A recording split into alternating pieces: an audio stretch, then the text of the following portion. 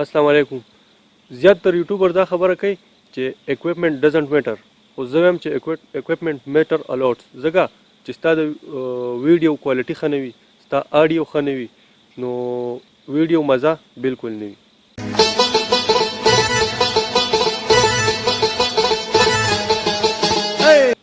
دا هر څه په موبایل هم کېدای شي، خو هغه هله چې تا سره ښه کوالټۍ والا موبایل وي او ښه مایک وي درسره.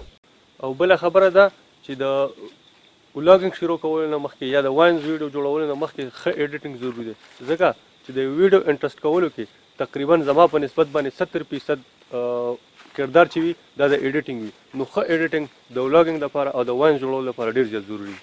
دریم او د ټول نه اهم پوینټ هغه ده چې د کیمرې مخې ته خبرې کولی شي، مطلب د خلکو مخکې خبرې کولی شي. تا کې بورډ نه وي نو ستا د کامیابۍ نه هېڅوک هم نشي منې کولی. د کیمرې سره به داسې انداز کې خبرې کول پکار وي لکه ته چې د خپل یو ښه ملګري سره خبرې کوې، یعنی مطلب دا چې دا کیمره ستا یو بیسټ فرینډ دی او ته د هغه سره لګیا خبرې کوې، ستا د ویډیو خوند یو په دوه بلکې یو په لسه کېږي.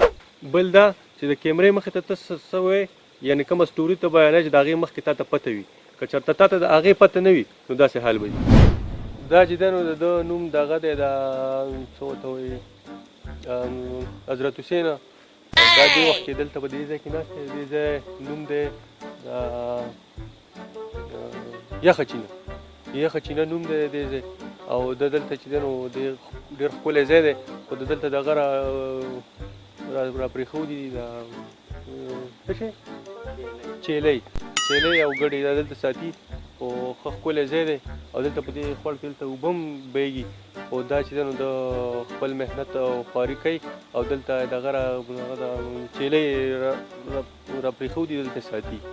او چې تاسو ته مخکې نه خپله سټوري معلومه وي چې زه به څه ویم، نو بیا به ستاسو کانټینټ به بیا داسې قسم وي.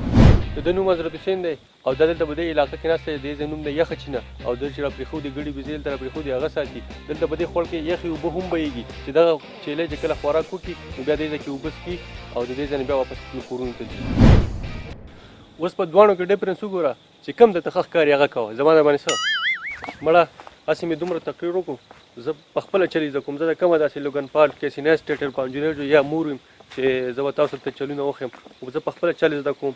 نو دغه طریقه کار دی څه چې ما راتله هغه مې تاسو ته وښودل. او اوس د یو ملګري د طرفه دعوت دی او د هغه خواله بدل غواړي، نو اوس د دې نه پس به تاسو د هغه دعوت سینز وګورئ. دا هغه ملګری دی، خپل تعارف به په خپلو کې چا چې موږ له دعوت راکړی دی.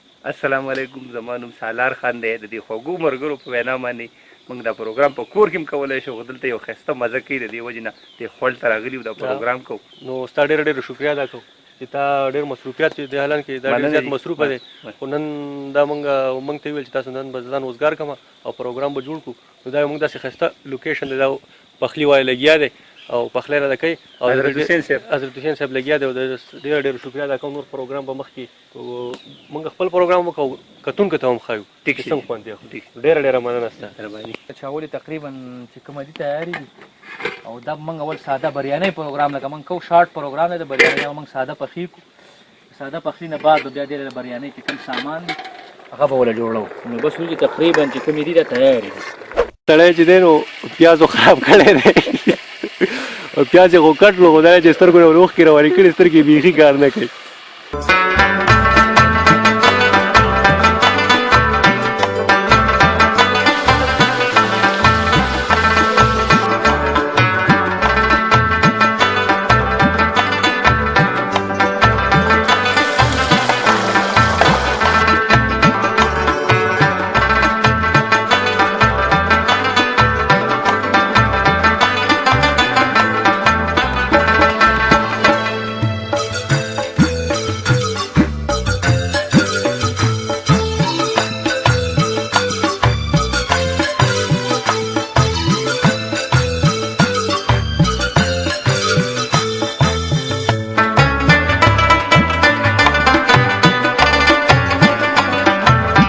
پروګرام تیار شو د سره سره ښه جي او تاسو راځئ درلو ذایقه اوس چې کوو څنګه پخ شوي ده.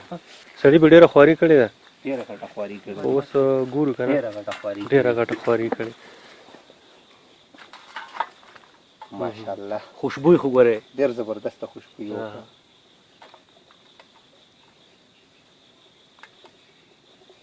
پروګرام ریډي شو او ښه وږي شي او سالار د سهار نه ویلي و چې زه وږی یم ډېر زیاته نو نور د چله چې نور صبر نه کیږي نو د خوراک نه پس به بیا میلوي ډېر زیات وږي شوي وو الحمدلله پروګرام اوس به درته تپوس کوم خېټه وایي لاس وواله ډېر زیات وږی شوی مزه یې وکړه ډېره زیاته مزه یې وکړه ډېره حد مزه یې وکړه اوس خو موړ شو که الحمدلله نو څه بل پروګرام ته اراده شته کوم بالکل بالکل بار بار به دا پروګرام کو او انشاءالله که خیري پروګرامونه به نور هم کیږي او چې ژوندي وو چې ژوندي سړی روغ وي نو پروګرام چې سړی بالکل جی، بالکل. چې معده یې خراب وي څه خوراک به وکړي لکه حضرت حسین هغه خو یار په اولي ځل مې ولیده که نه دا زموږ سره یو ځای پاڅېده نور که موږ پاسو لاس هم ووینځو ځان په سایډ ته کړو او دا لګیا یي نو بس دغه پروګرام امید لرم چې ستاسو به خوښ شوی او اوس موږ ته اجازت راکړئ ځکه چې موږ ګټه سټوډیو کې ناست یو که نه اوس به ستاسو راخلو اجازت د لوی الله په امان